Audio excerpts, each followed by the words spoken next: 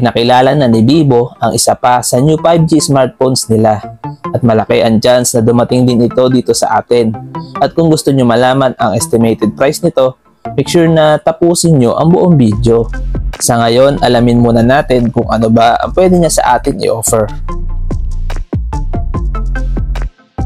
Ang Vivo V40e ay may operating system na FunTouch OS 14 based on Android 14 with MediaTek Dimensity 7300 4nm chipset na may Mali G615 MC2 na GPU.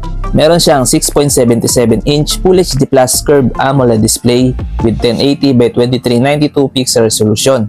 Meron siyang HDR10 Plus at ito ay may 120Hz refresh rate.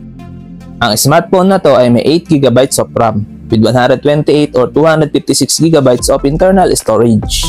Pagdating naman sa kanyang camera, ang Vivo V40e ay may dual rear camera setup with 50MP Sony IMX882 main camera with OIS plus 8MP ultra-wide camera with ring LED flash at ito ay may up to 4K video recording. Meron siyang 50MP selfie camera with 1080p at 30fps video recording. Sa kanya naman battery, meron itong 5,500 mAh battery capacity with 80W flash charge. Meron siyang under-display fingerprint scanner at ito ay may stereo speakers.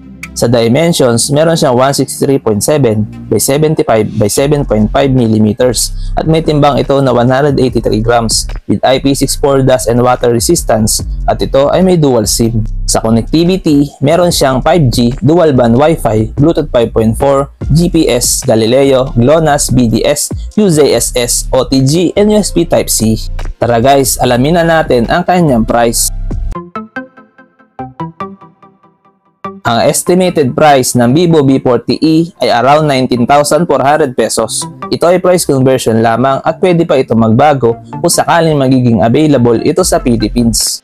Ano sa tingin nyo guys? Sulit ba ang Vivo V40e para sa inyo? Please comment down below.